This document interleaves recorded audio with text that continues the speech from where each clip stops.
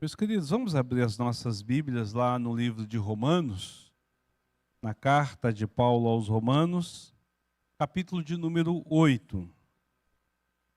E nós vamos inicialmente ler um versículo, mas não é o versículo que a gente vai estar falando hoje, é o versículo-chave do estudo que a gente vai estar trabalhando. Então, Romanos, capítulo de número 8, nós vamos iniciar hoje uma nova série de estudos e o desafio é a gente terminar esse estudo, essa série aqui em Romanos 8, até dezembro, né? Até na primeira semana de dezembro. Então nós temos o desafio de fazer isso com esse estudo. Nós vamos ter algumas quintas-feiras para estudar esse respeito. Romanos capítulo 8. Eu vou dizer o título do nosso estudo, eu quero saber se você consegue saber em Romanos 8 qual versículo que a gente vai ter como tema do nosso versículo. O tema do nosso estudo é tudo para o nosso bem. Esse é o tema do estudo. Tudo para o nosso bem. Aonde nós encontramos isso em qual versículo de Romanos 8? Qual que é? 28. Não tem como errar, né? Então abra a sua Bíblia no versículo 28. Nós vamos ler esse versículo agora.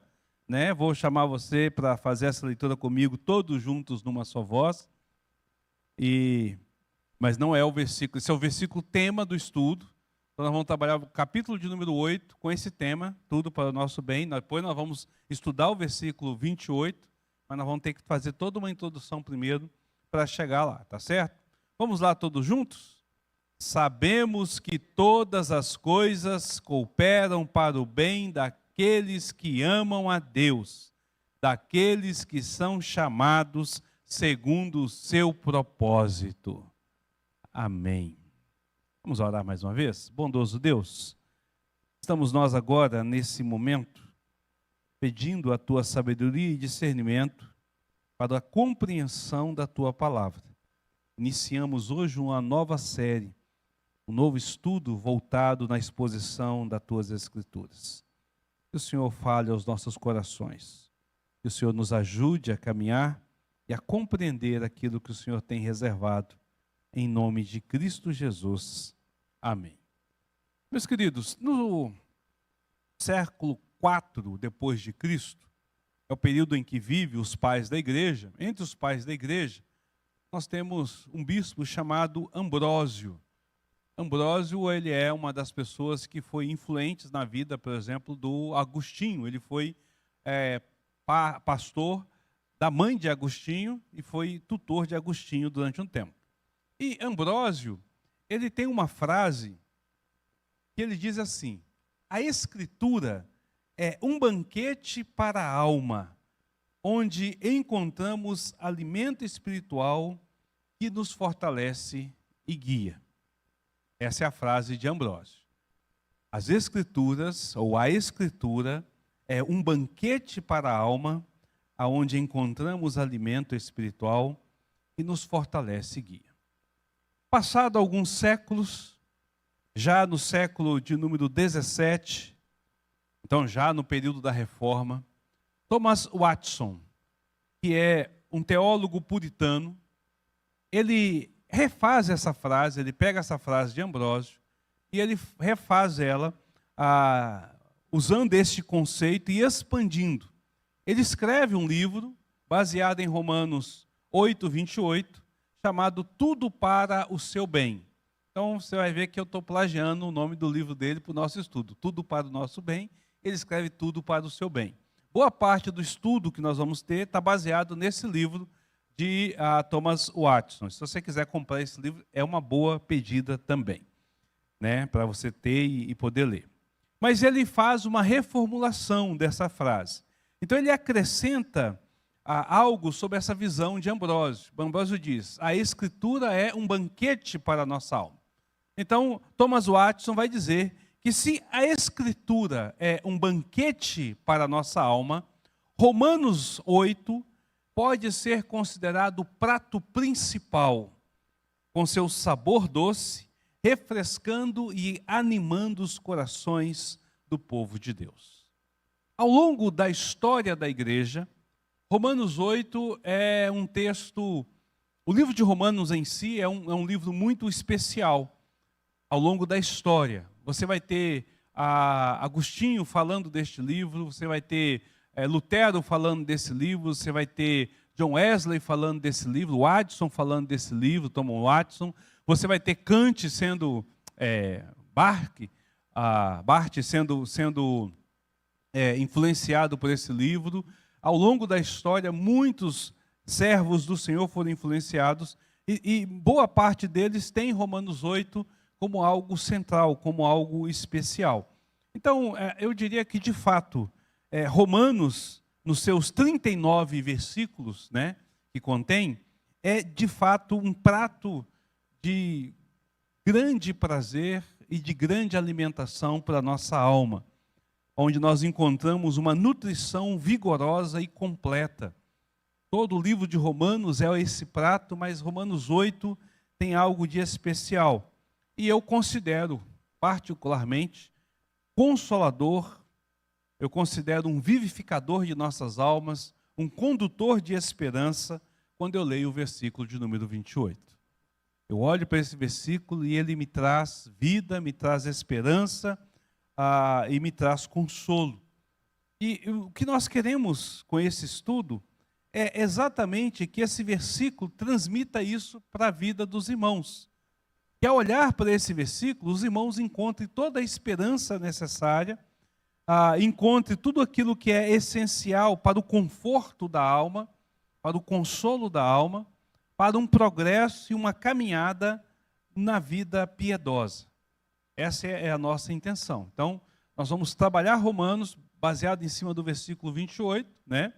Para que a gente possa, então, entender isso aí, para o capítulo 8, a partir do versículo 28, para que a gente possa receber todo este consolo. Mas assim, para a gente compreender de fato Romanos, para a gente pegar o capítulo 8, versículo 28, e entender o que Paulo quer dizer, Paulo chega a esse caminho, né? Então, Paulo, como é que ele chega a essa conclusão? Olha só, o versículo 28, Paulo, ele vai trazer uma conclusão. Ele diz, sabemos que todas as coisas cooperam para o bem daqueles que amam a Deus. Como é que ele chega a essa conclusão de que todas as coisas cooperam para o bem daqueles que amam a Deus? Ele chegou a essa conclusão. Na sua carta, à medida que ele vai escrevendo, ele vai pensando e ele vai articulando, Paulo então chega a esta conclusão. Mas como é que ele chega a essa conclusão? Para a gente poder entender isso, para a gente compreender aonde Paulo chega a essa conclusão, por que Paulo fala dessa forma, o ideal era que a gente começasse em Romanos 1 e fosse olhando versículo com versículo, igual nós fizemos com o Sermão do Monte. Esse seria o ideal. A gente pegar e começar a falar de Romanos 1, versículo 2, versículo 3 e tal, aí passa para o capítulo 2, capítulo 3, até chegar ao capítulo 8, e começar com o versículo 1, 2, 3 e tal, até chegar ao versículo 28, seria o ideal. Porque aí nós estaríamos assim, de fato, bem nutridos. A gente estaria assim, tendo aquele banquete, aquele manjar dos deuses. Sabe aquela mesa farta que você tem todas as iguarias, que atiça todos os sabores da sua papila degustativa, que você consegue perceber o que é agre, o que é doce, o que é apimentado, o que é saciável, o que aperta um pouquinho. Né? Então assim você vai, e todo esse nutriente fortalecendo o seu vigor. Então seria mais ou menos isso.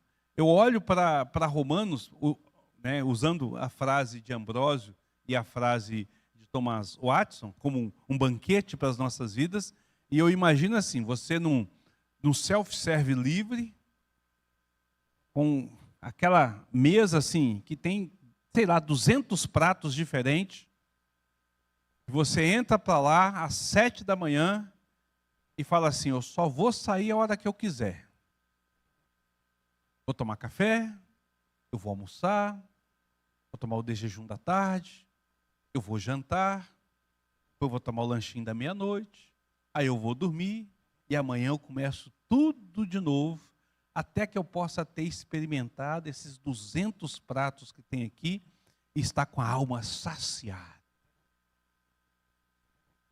É isso que eu olho quando eu vejo essa realidade. Então, para a gente poder ter essa saciez, né? Ter essa satisfação, ter essa plenitude de Romanos 8, 28, deveria de fazer assim. Mas a gente não vai ter tempo para fazer isso. Não tem como fazer isso, porque eu demandaria alguns anos para a gente poder fazer isso da forma que está sendo feito, né? Demandaria alguns anos para a gente poder fazer isso. Então, o que nós vamos fazer? Primeiro, eu quero incentivar você a dedicar tempo de estudo em Romanos. Tire algum tempo da sua vida, por que não alguns anos da sua vida, para estudar Romanos. A partir do versículo 1, versículo 2, versículo 3, devagar, remoendo aquilo ali com calma. Sabe? Vai lá, gaste tempo com isso. 1 ano, 2, 3, se for necessário, olhando ali, buscando nuances, buscando detalhes, pesquisando com outros autores ali, comentários, conversando com as pessoas. Gaste tempo. Você vai perceber que há uma nutrição maravilhosa para a sua alma. Há uma nutrição maravilhosa. Romanos é considerado a carta teológica da Bíblia. Toda a teologia está sintetizada em Romanos. Então seria o ideal. Como a gente não vai fazer isso, eu convido você a fazer.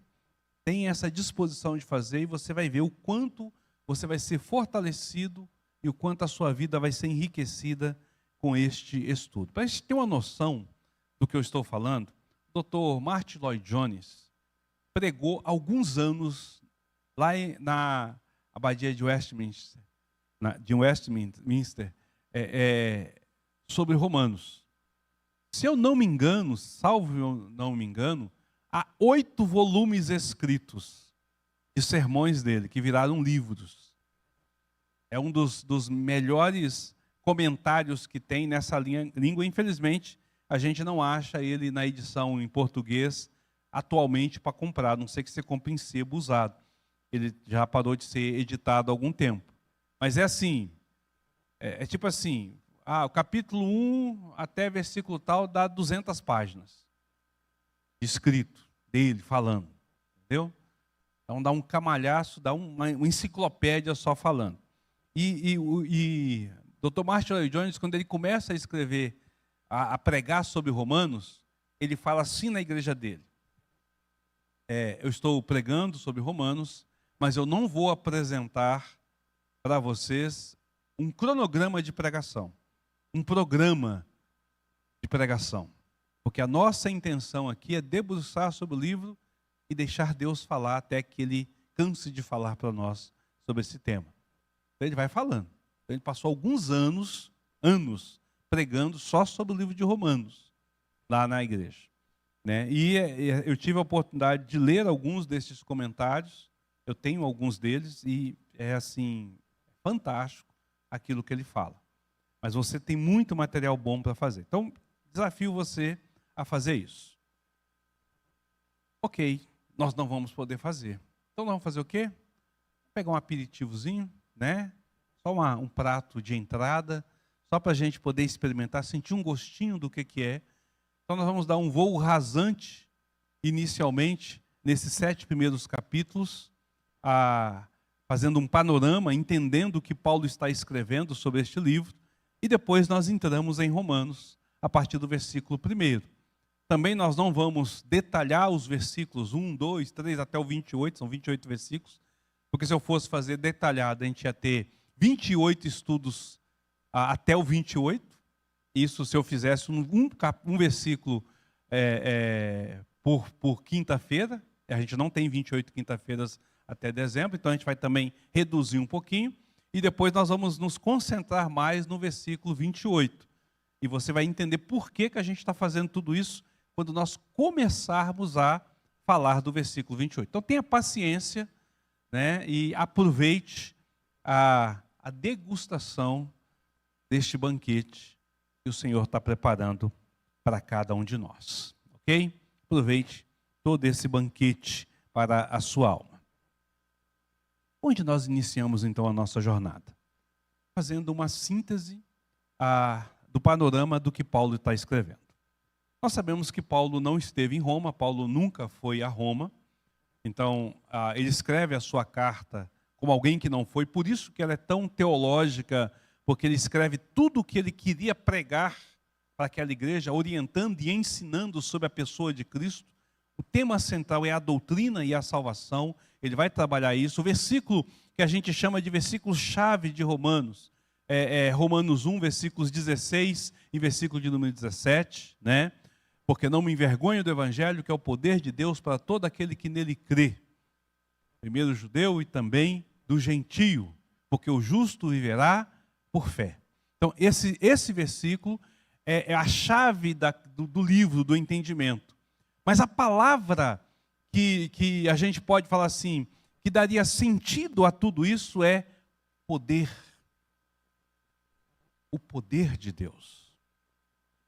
Todo o que Paulo vai escrever está ligado ao fato de Deus ser poderoso, é a parte central do que ele está fazendo. Então, o versículo-chave seria este, que fala isso aí, por isso que ele diz, o poder, porque eu não me envergonho do evangelho, porque é o poder de Deus. E a palavra lá é dínamo, né? Ou dínamos, dinamis, que é a palavra no grego, que deu origem à palavra dínamo que a gente tem hoje. Então, quem mexe com parte elétrica sabe que o dínamo é aquele que gera energia pelo movimento. Então, é um material para gerar energia. E deu a origem à palavra dinamite, para dizer que é poder de explosão, certo? E dá também a palavra dinamismo, que é de movimentação.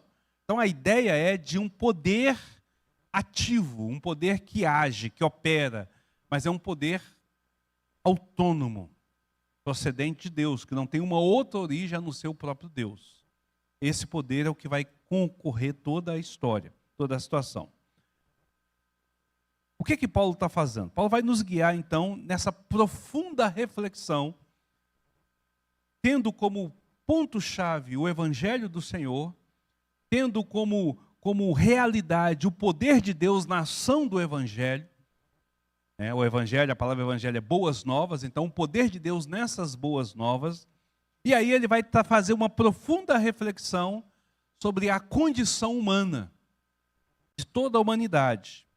Depois ele vai passar pela justificação pela fé e pela luta da santificação. Então, até o capítulo 8, ele vai trabalhar esses pontos sobre nós, tá certo? Então, o capítulo 1 a 3, do capítulo de 1 a 3, o que Paulo destaca aqui? Paulo vai mostrar a majestosa revelação de Deus na criação. Primeiros capítulos, primeiros versículos aí, versículos de 1 até o versículo número 17, a introdução, ele falando o que ele queria ir lá, por que ele queria lá e tal. E aí no versículo 17 ele termina a introdução, é a introdução mais longa da carta que tem, porque ele diz quem ele é, diz por que ele está escrevendo, diz a quem ele está escrevendo, e ele vai iniciar essa carta mesmo, o assunto mesmo, a partir do versículo de número 19. Então, quando ele chega no versículo 19 em diante, o tema que ele vai trabalhar é a majestosa revelação de Deus. Então, se você abrir aí em Romanos 1, versículo 18, versículo 18, você vai perceber aquilo que Paulo está colocando, né? Ele começa ali começa a carta, ele diz assim: a ira de Deus se revela no céu contra toda a impiedade e perversão dos homens que detêm a verdade pela injustiça. Então Paulo começa agora, em destaque, falar da majestosa revelação de Deus na criação. Deus se revela na criação. Ele se revela, ele se mostra, ele fala quem ele é. E aí, a culpa do homem por rejeitar a revelação. Então Deus se mostra ao homem e o homem rejeita Deus. Então Deus vai derramar ali a sua ira sobre essa realidade e mostrar a culpa do homem, resultando então na idolatria e na imoralidade. Então, quando a gente pergunta assim, por que que o homem é idólatra? Paulo responde, porque ele rejeitou a Deus. E aí Deus, na sua ira, o deixou na sua rejeição, na cegueira que ele está, para fazer o que ele está fazendo. Por que que há imoralidade? Por que que a lascívia, a sexualidade, a perversão é algo tão forte na sociedade humana? Porque ele rejeitou a Deus e a ira de Deus o leva a esse sentido. Paulo chega a dizer, né, ao ponto de Deus deixar que o homem perdesse o seu contato natural com a mulher, né, passando a fazer torpeza de homem com homem. Paulo diz exatamente dessa forma. Então, ele começa a mostrar que a ira de Deus, ela vai agir. Então, assim, é uma visão diferente do mundo, porque na visão do mundo, Deus está ausente, ele faz o que ele quer porque Deus está ausente, e na visão de Deus, porque Deus é irado e está irado, o homem faz o que quer. Se destrói, se autodestrói. Então a revelação da ira de Deus, através da revelação de Deus na criação, a qual é rejeitado. Isso vai correr até o capítulo de número 3, e aí Paulo conclui, declarando uma poderosa verdade. Romanos 3, 23. Romanos 3, 23. Eu vou pedir para que o nosso irmão Romualdo faça a leitura, por favor. Romanos 3, 23.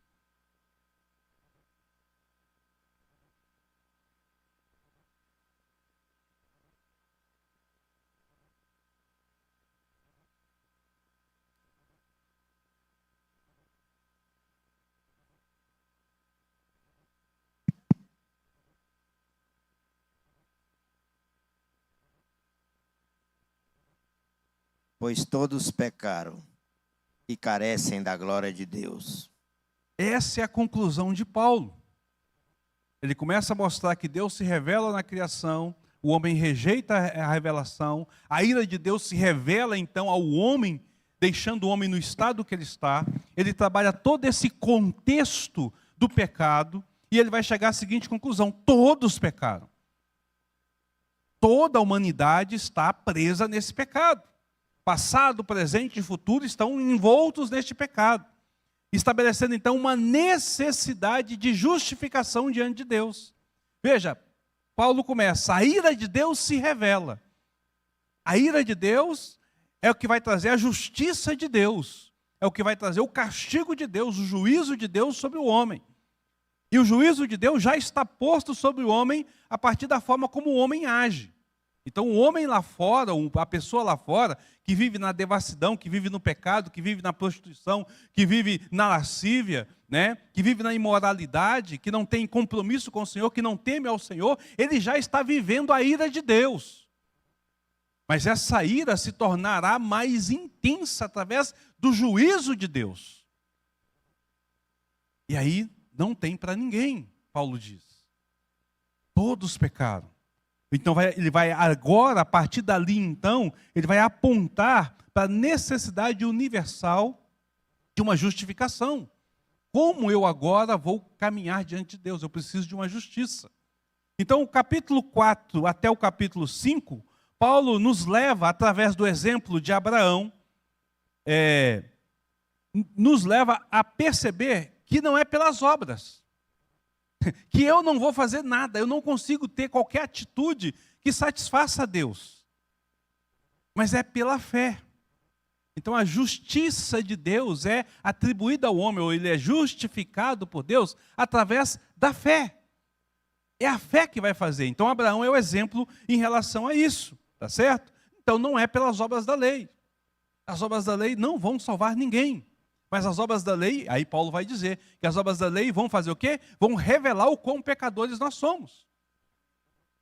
Paulo chega a dizer, né? Se não houvesse lei, não haveria pecado. Então a lei revela aonde está o pecado. E Paulo chega a dizer, mas aquelas pessoas que não conhecem a lei, a sua consciência é lei para eles.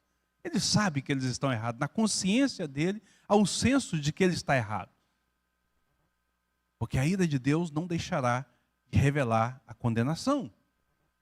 Então, todos agora precisam, é necessário algo que venha em relação a isso. E aí ele entra, a partir daí, então, fazendo um contraste sobre o primeiro Adão com o segundo Adão. O primeiro Adão não cumpriu a justiça, ele não andou fiel ao Senhor, ele não foi obediente, por causa disso todos pecaram. Aí agora vem um segundo Adão para cumprir essa justiça e fazer justiça para nós, que é Cristo Jesus. Paulo então encerra esse período falando disso aí, apontando então que a justificação que vem pela fé, a qual Abraão recebeu, essa justificação está em Cristo Jesus. Paulo está apresentando o Evangelho. Ele mostra que nós não temos solução, que nós estamos condenados, que nós estamos mortos, que as nossas obras não têm valor algum, pelo contrário, elas vão nos condenar. E aí Paulo logo apresenta que Deus traz a solução. O Evangelho, as boas novas de Deus. Eu não me envergonho das boas novas de Deus. E aí ele vai começar a mostrar o poder de Deus, porque Cristo vem. Então o poder de Deus começa a ser mostrado através deste Cristo, deste que agora é o segundo Adão. De forma tão poderosa que o primeiro Adão, por conta de um todos pecaram, agora, mesmo nossos pecados sendo os muitos, um único será suficiente para poder eliminar. Então ele vai trabalhar isso até o capítulo de número 5. Então, a partir do capítulo de número 6 e o capítulo 7, Paulo agora vai argumentar que aqueles que estão unidos com Cristo, eles estão unidos pela morte e ressurreição de Cristo. Que a justificação, ou seja, o ato de confiar que há uma justiça, ela é feita não aleatoriamente, mas tendo como base a morte e a ressurreição de Cristo. E a nossa fé, a nossa confiança nisso, faz então com que nós vivamos essa nova vida, essa novidade de vida, né? Livre então do domínio do pecado. Nós já não estamos mais sob o peso do pecado não está mais sobre nós. Não há mais agora uma condenação sobre nós. Cristo nos justificou, é um ato da parte de Cristo. Nós estamos livres do peso do pecado, não há condenação para aqueles que estão em Cristo. Mas nós não estamos livres da influência do pecado. Nós ainda continuamos presos à influência do pecado. Então ele vai trabalhar agora, e ele começa a descrever que há uma luta interna contra o pecado. Destacando a incapacidade da lei de salvar. Ele vai novamente mostrar que não é pelas obras, não é pela lei do Senhor, não salva, né? E que há uma necessidade da graça de Deus através de Jesus Cristo. E nós chegamos ao final do capítulo 7. Pergunta, comentário. Alguém tem alguma pergunta dentro disso aí para fazer? Algum comentário para fazer?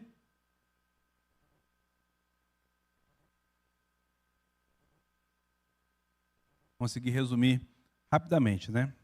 Chegamos ao final do capítulo 7.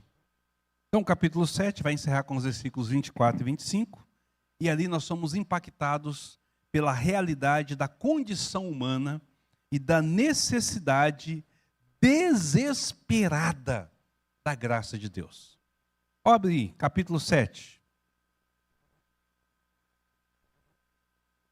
Versículo 24, Paulo começa: desventurado homem que sou, quem me livrará do corpo desta morte? Há um desespero aqui, há um desespero. E aí ele diz: graças dou por Jesus Cristo nosso Senhor, de maneira que por mim mesmo, com a mente, sou escravo da lei de Deus, mas segundo a carne, da lei do pecado.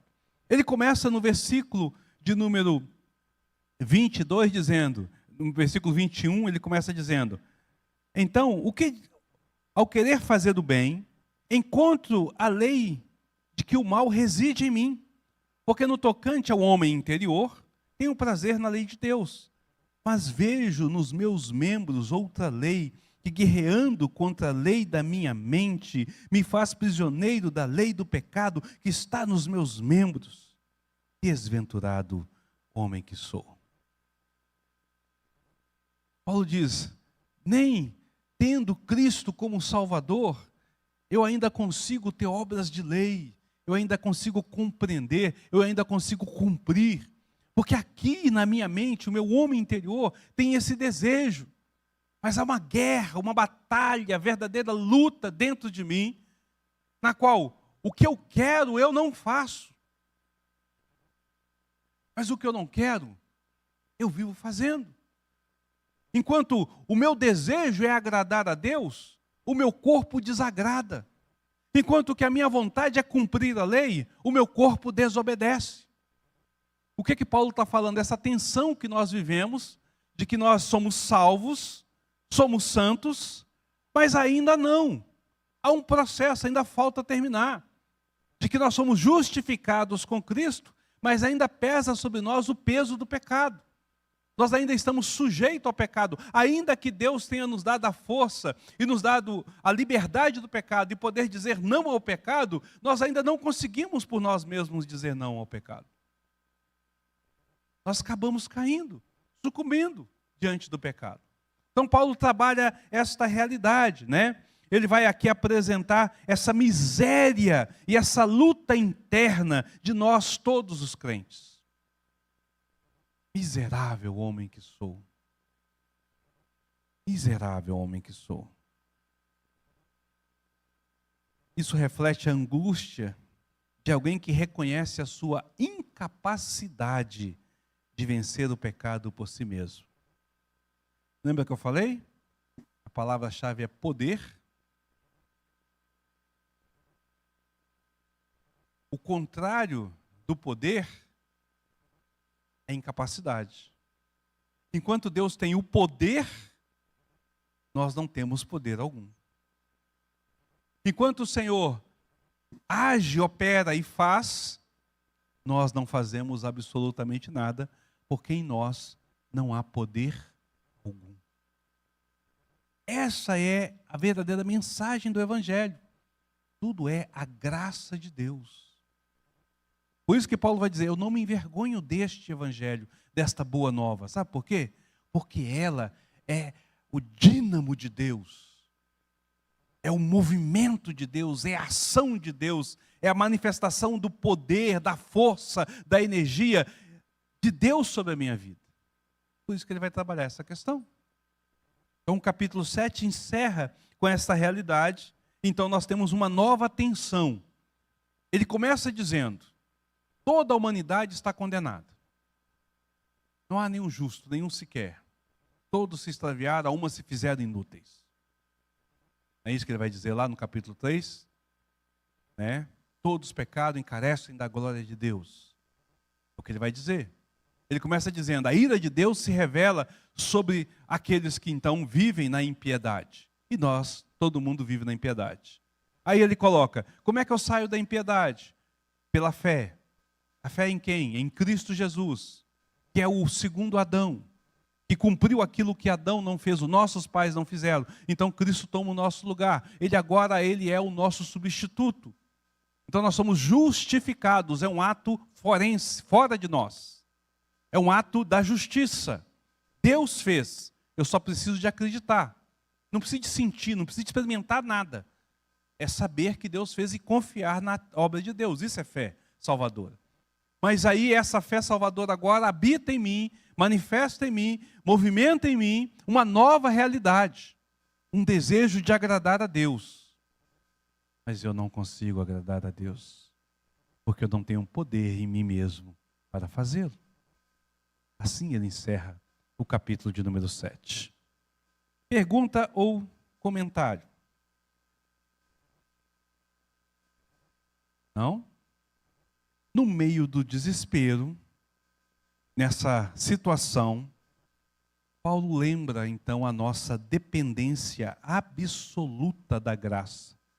É por isso que ele vai dizer, dou graças a Deus por Jesus Cristo, nosso Senhor. Somente através de Cristo podemos agora encontrar libertação do corpo desta morte.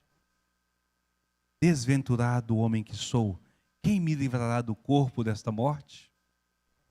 Graças a Deus por Jesus Cristo, nosso Senhor. Ele vai me livrar do corpo desta morte. Ele me livrou do corpo desta morte. Né? Então, pela graça de Deus, nós somos salvos. E pela graça de Deus, nós somos santificados, separados da realidade dos que vivem sob a ira de Deus. Somos separados. É pela graça de Deus que inicia esse processo de transformação e mudança. Sem a graça, estaríamos totalmente perdidos. Querido, este é o pano de fundo para dar início à nossa jornada em Romanos capítulo 8. É isso tudo que Paulo está dizendo. Por isso que eu estou falando, se você começar a estudar Romanos 1, versículo 1, um por um, e ir estudando com essa temática, com essa visão, você vai ficar assim maravilhado com tudo que Paulo coloca. Olha, é transformador na nossa vida.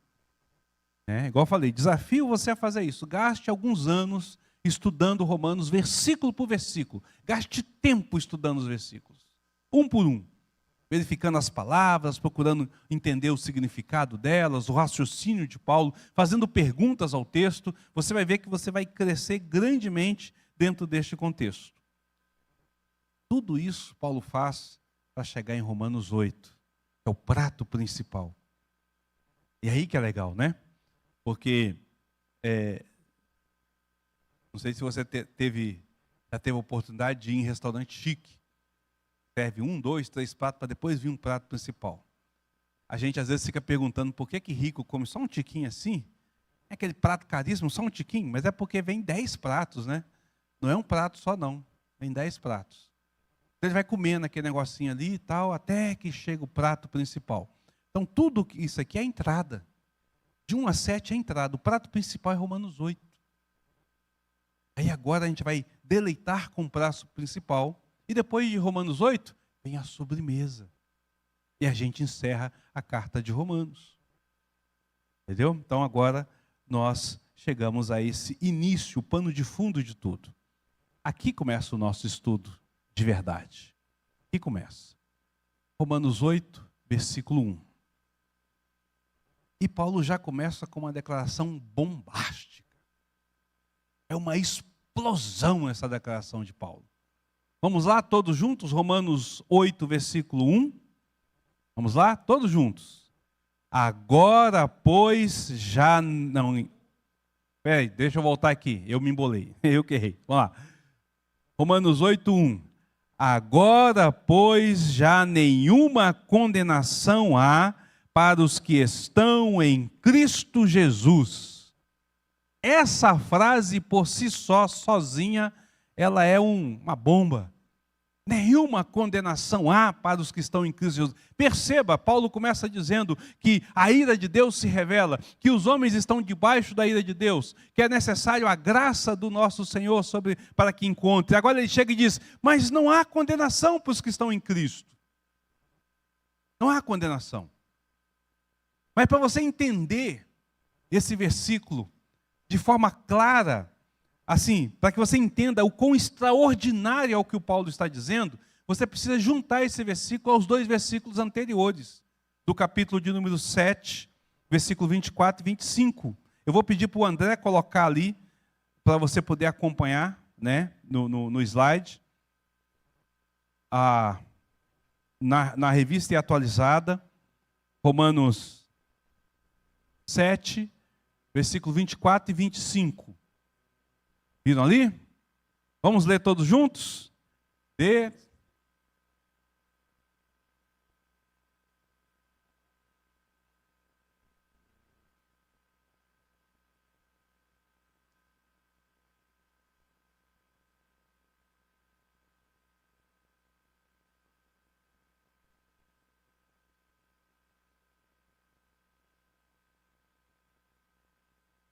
Aí.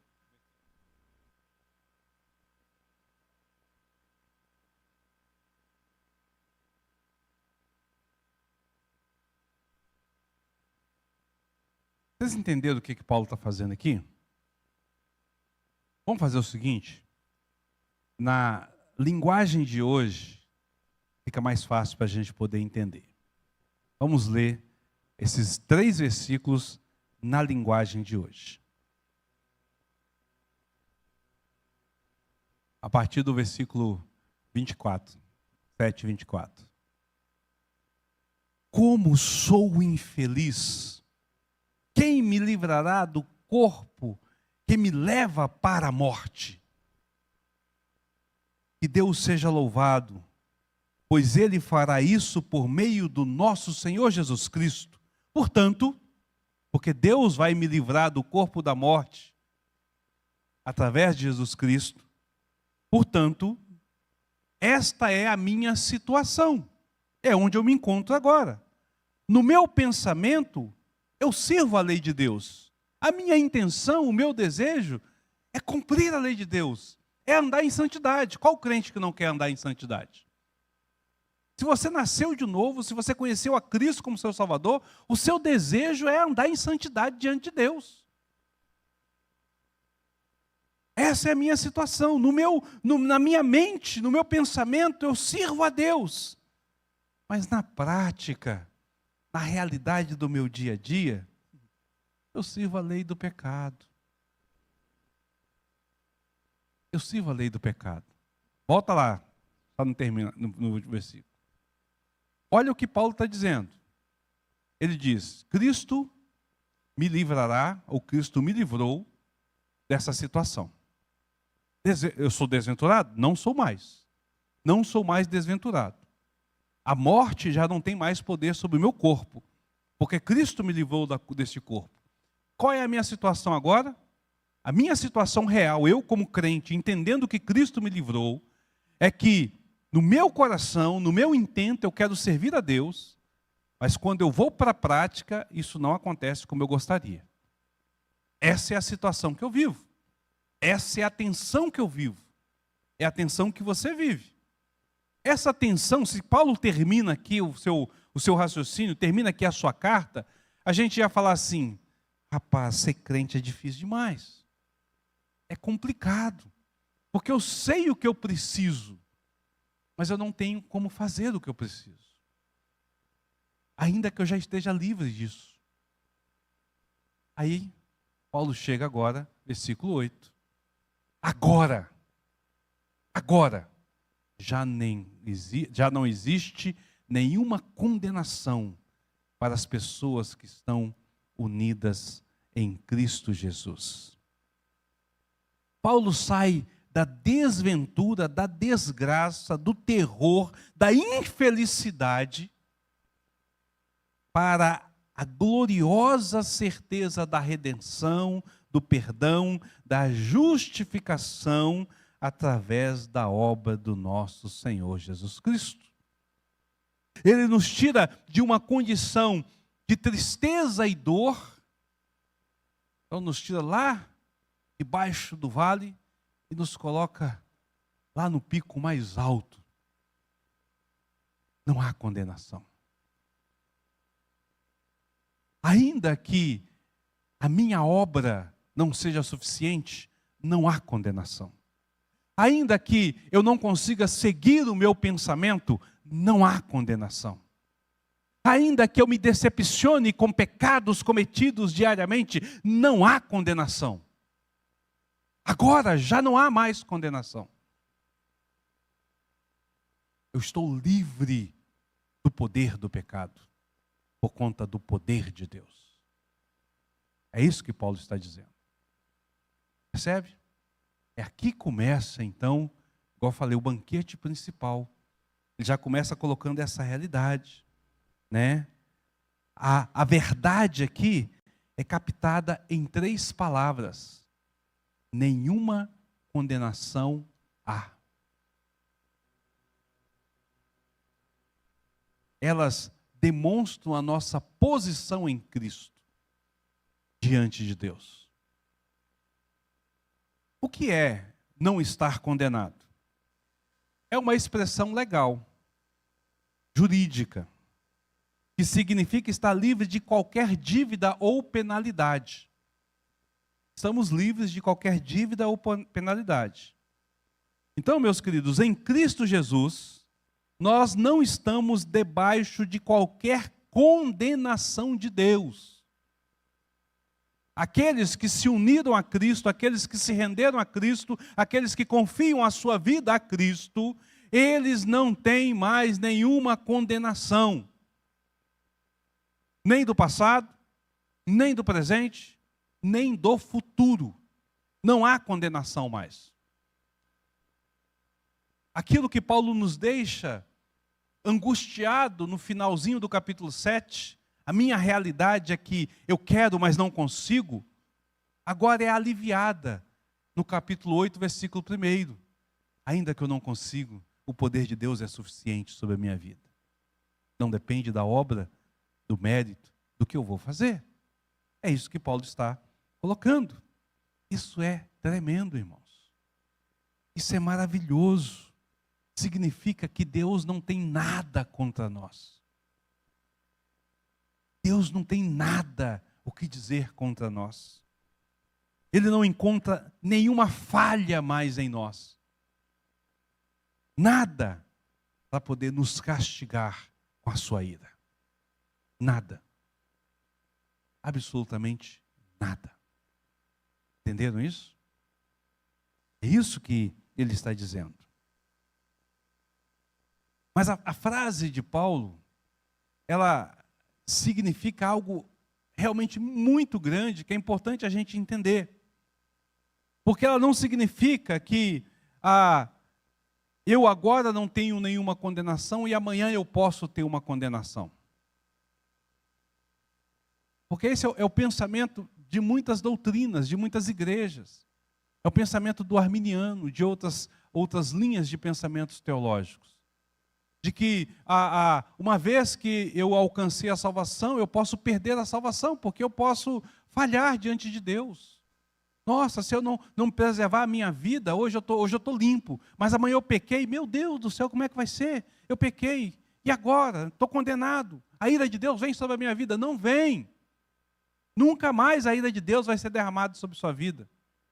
E deixa eu falar um negócio para você, que é incrível no que Paulo está dizendo. Paulo não está dizendo simplesmente que a ira de Deus não vai sobre a sua vida. Paulo está dizendo que Deus não vai levar em conta esse seu pecado lá na frente, porque ele já foi perdoado em Cristo. Você não precisa pedir perdão para ser perdoado. Você já está perdoado. Mas por que então nós pedimos perdão? Porque nós estamos arrependidos. Lembra da tensão? Desventurado homem que sou, porque em mim agora pesa esse desejo de agradar a Deus, mas eu não consigo agradar a Deus. E aí eu erro. Eu tenho que chegar a Deus. Eu sei que o Senhor não está levando em conta essas questões, porque o Senhor sabe que eu sou impotente, mas eu queria tanto te servir, me perdoa. Me perdoa. Lava essa minha iniquidade. Limpa esse pecado de mim. Essa que Paulo está colocando. Nos trazendo, nos enchendo da sua alegria, da suavidade, do perdão. É por isso que lá na frente, no capítulo 11, versículo 31, Paulo explode no louvor. Porque tudo que ele está dizendo aqui vai culminando de tal forma que Paulo não aguenta. E ele começa, profundidade da riqueza, da sabedoria, do conhecimento de Deus. Quem conheceu o Senhor dos teus caminhos? Quem te ensinou as coisas, Senhor? Porque é dele, por ele e para ele são todas as coisas. Paulo explode, ele diz, quem conhece essa profundidade? Quem pode sondar a mente de Deus? Quem pode ir tão profundo nesse conhecimento? Quando eu olho para o Evangelho e a maravilha do Evangelho, e a grandeza do Evangelho, e a beleza do Evangelho, quem pode? É para ele, é por ele, e é dele todas as coisas. É por isso que ele explode, queridos.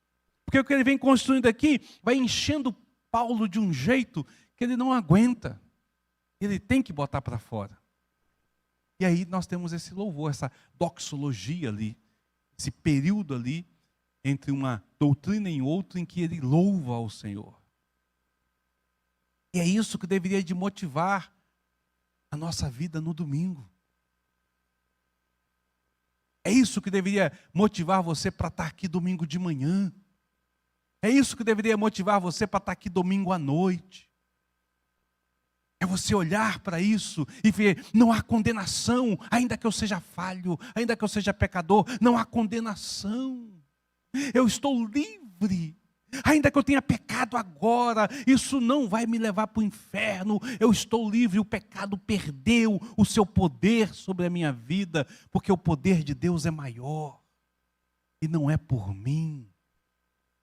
Então eu chegaria aqui, dobraria o meu joelho, falaria com o Senhor, encontraria os irmãos, e juntos o adoraríamos. Louvando, glorificando, e finalmente, no final do culto, ouvindo a sua instrução para o meu dia, para que durante a semana eu caminhasse nos altos, sempre glorificando e adorando a Deus. É isso que deveria acontecer conosco. Mas porque a gente não conhece isso, porque a gente não vê isso, a gente não faz. A gente não faz. Ah, queridos, quantos crentes têm perdido a oportunidade de encontrar uma satisfação em Deus, por não conhecer o poder de Deus, por não saber o que é o Evangelho de fato, e o que é a obra de Cristo sobre nossas vidas. Quantas pessoas têm perdido a oportunidade de se deleitar no Senhor como Paulo deleita. Muitas pessoas têm perdido.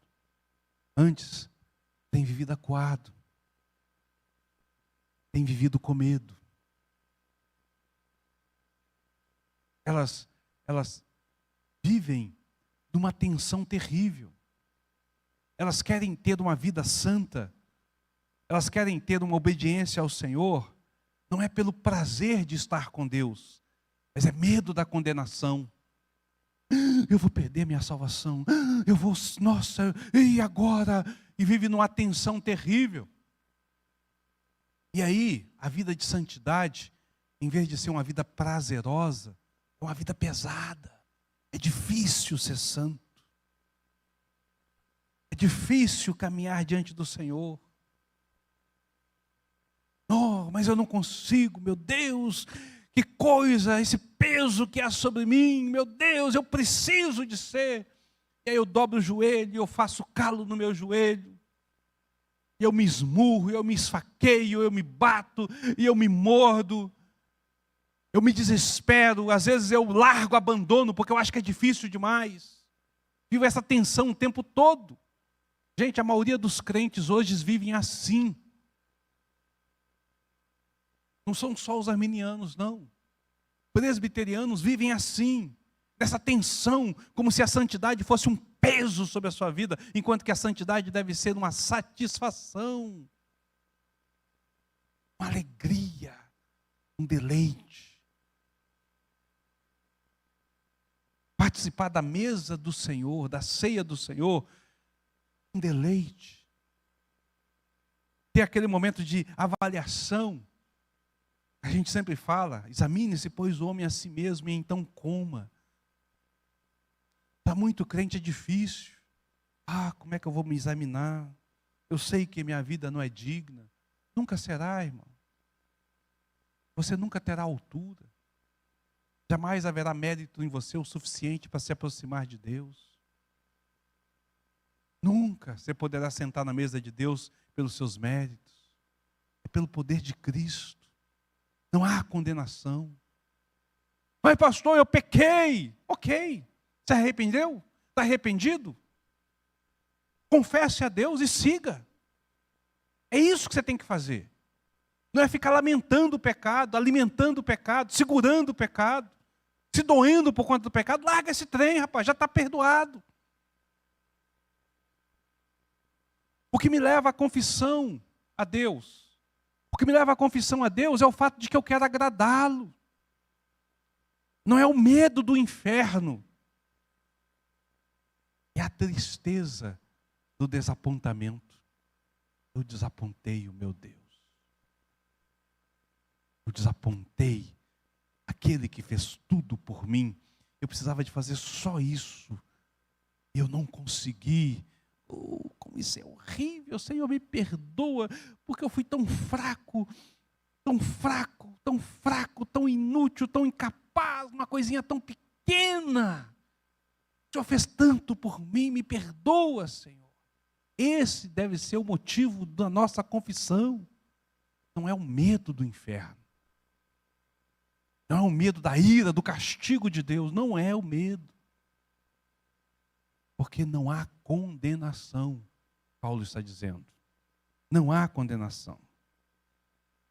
No momento em que vamos a Cristo, no momento em que Cristo se torna o nosso Senhor, preste atenção, saímos do jugo do pecado, do peso do pecado, e não há nada, nenhuma condenação. Para você entender bem o que Paulo está colocando aqui, pega Romanos 8 aí, vamos lá para o final de Romanos. Aí você vai entender o que Paulo está colocando no final de Romanos a partir desse entendimento. Olha só, nenhuma condenação há para aqueles que estão em Cristo Jesus. Não há mais nada. Jesus olha para você e fala assim, Deus olha para você através de Jesus e diz assim, você está perfeito para mim. Está perfeito.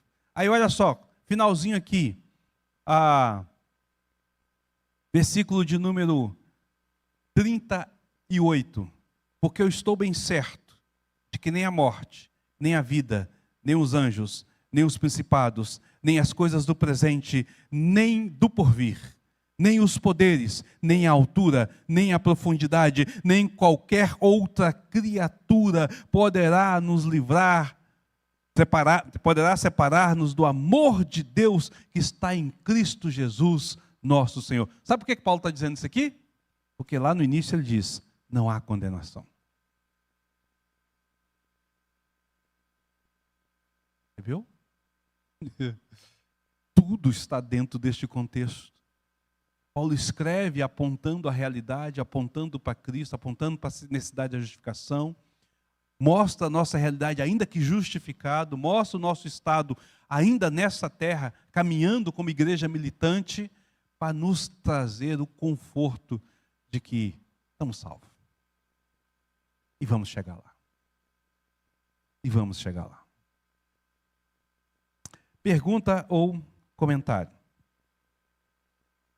Comentário do presbítero Luiz ali.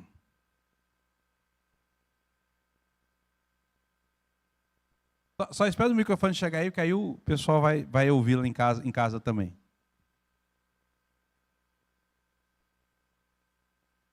Você falou aí que nós não vamos ter, não é para nós ter tristeza ou ficar se batendo assim, porque aqui está escrito. Agora, porém, libertado do pecado, transformado em servo de Deus, tendo o vosso fruto para a santificação e, por fim, a vida eterna. Quer dizer, o que ele fala aqui no capítulo 6, verso 22, ele está dizendo aqui que realmente não é para nós ter essa tribulação. Não é para nós dizer assim, eu sou mais santo, tenho que fazer isso ou aquilo. Já está preparado. Agora, porém, já está liberto. Para quê? Agora é caminhar. Tendo para o Senhor, tem um gozo, alegria no meu coração, na minha alma, de servir um Deus como o Senhor. Porque eu estou liberto. E o fruto dele agora, o que é? É nós ver aquela pessoa lá e trazer ele para junto de nós. Por isso que eu sempre digo, Deus é maravilhoso demais, quer dizer assim, vamos ser transformados num abrir e fechar de olho.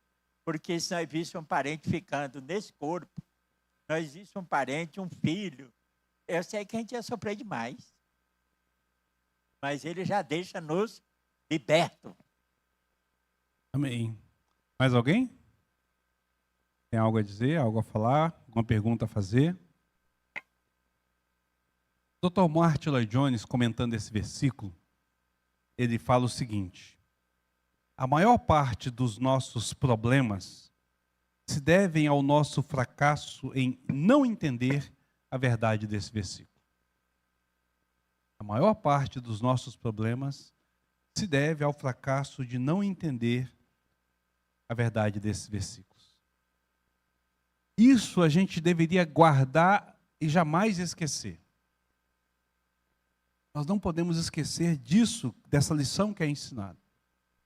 Qual é o problema que há quando nós esquecemos de que já não há condenação? Primeira coisa, se nós esquecermos desta realidade, nós podemos sentir mais culpa do que deveríamos.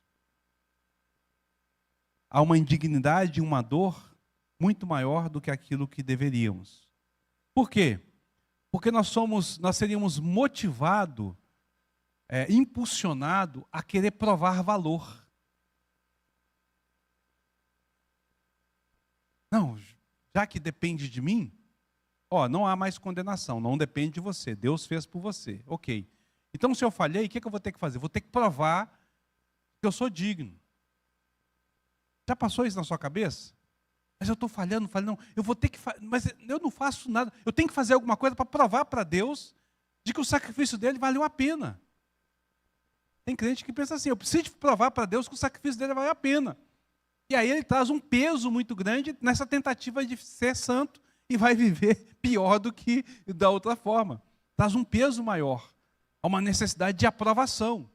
Pior, há uma necessidade de aprovação diante dos outros. Nós somos muito fáceis de condenar as pessoas e de julgar as pessoas. Nós olhamos para a aparência e não temos condição de julgar o coração. Mas por julgar a aparência e pelas atitudes, nós condenamos com muita facilidade.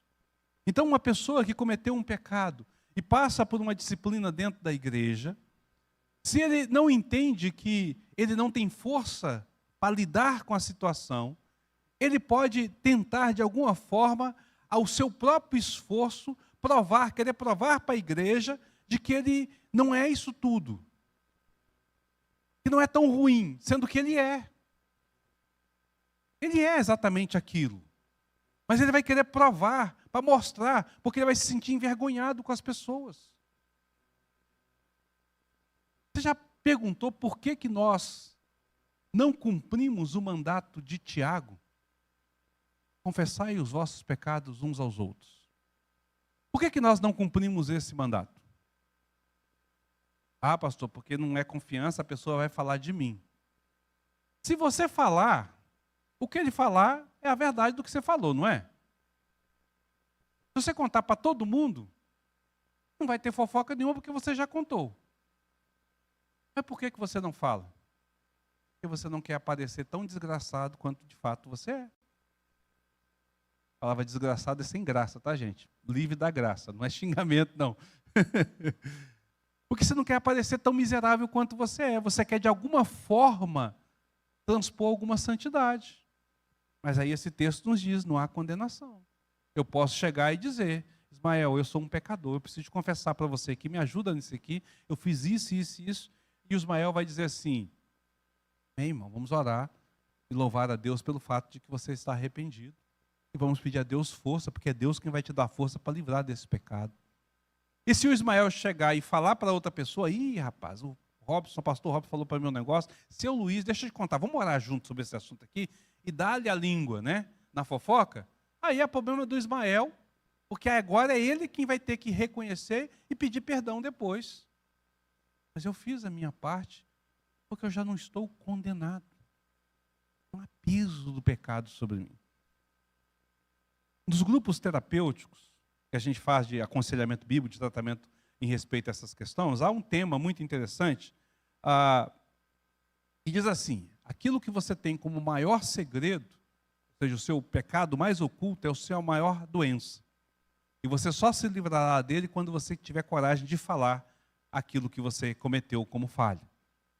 Então, no grupo, você é incentivado a confessar o seu pecado. E aí quando você experimenta falar do seu pecado para o grupo, você experimenta a cura de Deus e um aliviar, porque você tirou para fora aquilo que está te enfermando. Aquela raiz de amargura, aquela dor que está ali, você está tirando para fora. E como que você pode se livrar disso? Porque o seu medo é de ser condenado. O medo da gente falar é porque nós não queremos ser condenados.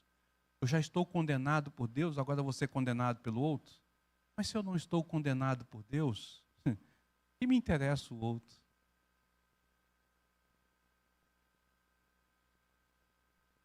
Que me interessa o outro? Porque eu estou bem certo. Nem morte, nem vida, nem poderes, nem principados, nem qualquer outra criatura me livrará do amor de Deus. Então, a primeira coisa é essa. Quando a gente lembra disso, traz à mente de que nós estamos realmente perdoados, isso nos dá liberdade, irmãos, para confessar, para viver o que nós somos, e aí essa liberdade nos dá condição de caminhar numa santidade verdadeira.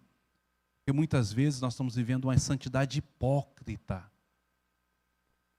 Jesus chamou os fariseus de sepulcro caiados, bonitos por fora e podres por dentro. Tem muito crente vivendo o sepulcro caiado. Está lá lutando com aquele pecado, com aquela situação, está destruído, está acabado, mas ele está passando uma mensagem de santidade e nós compramos a pessoa como santa. Mas ela está destruída. Ela precisa de ajuda. E se ela não confessar, não vai ter ajuda. Ah, sim, essa pessoa também, se ela nasceu de novo, ela foi perdoada, o pecado dela já não tem condenação para ela, mas a mente dela a condena, porque ela não lembra que ela foi perdoada e que ela precisa de outro para poder ajudar a suportar a carga e caminhar junto. A primeira coisa que nós temos é isso. Segunda coisa, nós teremos uma menos motivação santa para uma vida santa e menos recurso para poder buscar o controle, porque nós estaremos buscando agir autonomamente. Queremos ter o controle por nós mesmos, porque a gente vai querer de alguma forma compensar isso. Então nós vamos ter menos recursos da graça sobre nós. Você já teve a oportunidade de cometer uma falha, um pecado, uma situação na sua vida e você não se sentir perdoado? Eu já passei por isso. Alguma coisa, fez algum ato, não precisa ser uma coisa estapufenda, grandiosa não. Você cometeu um pecado, aí você chega e fala: Senhor, eu quero confessar ao Senhor o meu pecado. Aí você fala assim: mas será que eu fui perdoado mesmo? Estou com uma sensação ruim, que eu preciso de fazer alguma coisa. Já sentiu essa experiência? Eu preciso de fazer alguma coisa. Não está certo isso. Precisa de algo mais. Quando você lembra que você já foi limpo totalmente, que não há nenhuma condenação. Aí você fala: não, mas isso é sentimento meu. Não é sentimento de Deus. Não é o Espírito Santo que está pesando a mão sobre mim, me acusando. Talvez até o diabo tentando cutucar você para que você não tenha uma vida tranquila. E é a sua carne enferma que está trabalhando isso. Mas aí quando você fala assim: não, Deus já perdoou. Aí você fala assim: eu repreendo esse pensamento em nome de Jesus. O pensamento não cabe aqui não, porque eu já estou perdoado. Aí a graça derrama com facilidade e você desfruta a doce, suave, balsâmica graça sobre a sua vida. Você fala: que bom que eu estou perdoado. Não depende de mim, né? Depende do Senhor. É só a graça mesmo. Aí eu falo: poxa, eu estou tão triste porque eu magoei o meu Deus. Mas ao mesmo tempo eu estou tão feliz. Ele sabe que eu ia magoá-lo e já me perdoou. Eu posso caminhar tentando acertar diante dele. Mas se você não tem esse pensamento: mas Deus não me perdoou. Ai, mas... E aí você não tem força para se livrar do pecado. Por que você vai se livrar de algo que não foi perdoado? Foi perdoado, pode continuar. A sua própria carne vai usar isso como sabotagem para você, para poder continuar vivendo. Lembra do que Paulo coloca aqui no capítulo 7? Paulo vai dizer: qual é a minha situação agora? Eu me vejo escravo da lei de Deus quanto à minha consciência, mas o meu corpo é escravo do pecado. A minha carne quer pecar. Então ela vai sabotar a sua mente para que você não deixe vencer nesse contexto. São coisas que acontecem. Pergunta ou comentário? Alguém? Não? Então nós podemos encerrar por aqui? Para a semana que vem a gente dar continuidade nesse texto. Eu vou só fazer a leitura de uma ilustração que o Dr. Martin Lloyd Jones nos apresenta, que vai nos auxiliar a compreender esse versículo de forma mais clara. Porque talvez você possa não estar com ele tão claro assim. Né? O que exatamente é essa não há condenação? Então, Martin Lloyd Jones, ele vai dizer assim: a diferença entre o incrédulo que peca e o cristão que peca é semelhante à diferença entre um homem que transgride a lei do Estado e o marido que comete um erro contra a sua esposa. Então veja bem, lá fora, o mundo, as pessoas lá fora pecando, e eu pecando, você como crente pecando, a diferença entre um e o outro, na visão de Deus, no julgamento de Deus e na nossa reação, é a mesma diferença entre você cometer um pecado contra o Estado, ou você falhar contra o Estado, descumprir uma lei do Estado, ou você cometer um erro com a sua esposa.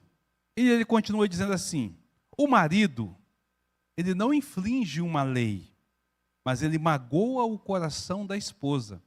Essa é a diferença.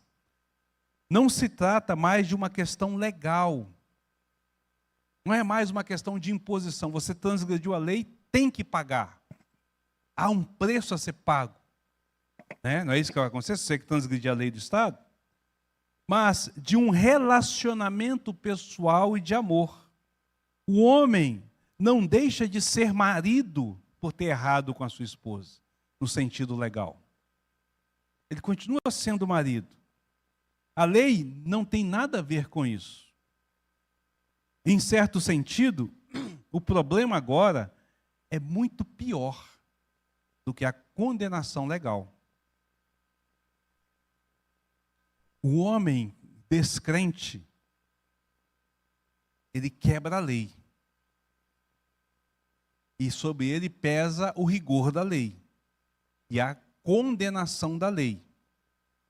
Ele está debaixo da ira de Deus e vai receber a juízo de Deus por conta disso. O crente tem um relacionamento pessoal e de amor com Deus. Quando ele peca, ele não quebra a lei porque a lei já foi paga. Ele quebra o relacionamento com Deus. O que é muito pior do que quebrar a lei, no sentido pessoal de sofrimento. Daquilo que a gente, não no sentido de condenação, mas no sentido de sofrimento que a gente vive, né? Aí o Lloyd Jones diz assim: eu preferiria violar uma lei da terra que é objetivamente exterior a mim, então não está preso a mim, do que magoar alguém que eu amo, porque isso me fere profundamente. Então, nós entendemos o sentimento do arrependimento, a dor do arrependimento, a partir dessa realidade. O homem peca e não está nem aí. Ele está debaixo do juízo, debaixo da lei, mas ele não se importa com Deus. Ele continua no pecado. Eu não. Eu não tenho a condenação da lei, mas eu me importo, porque eu estou ferindo o Deus que me salvou. Eu me importo porque o meu relacionamento está sendo prejudicado. Entende? Se uma pessoa, usando o próprio exemplo de de Lloyd Jones, se uma pessoa comete um ato contra a nossa irmã Fátima, a Fátima vai ficar triste, vai ficar chateada, mas a pessoa que está lá não está nem aí. Mas se o Ismael comete um ato, dói mais na Fátima e dói muito mais no Ismael, porque é um relacionamento junto. Essa é a diferença, entende? A nossa dor do arrependimento é por conta do arrependimento, é por conta da quebra do relacionamento, da decepção que nós causamos a Deus. Não é por conta da condenação, porque já não estamos condenados. Nós sentimos vergonha.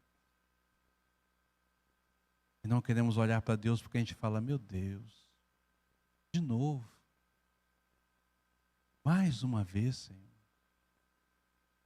Poxa. Pois. É isso que acontece conosco.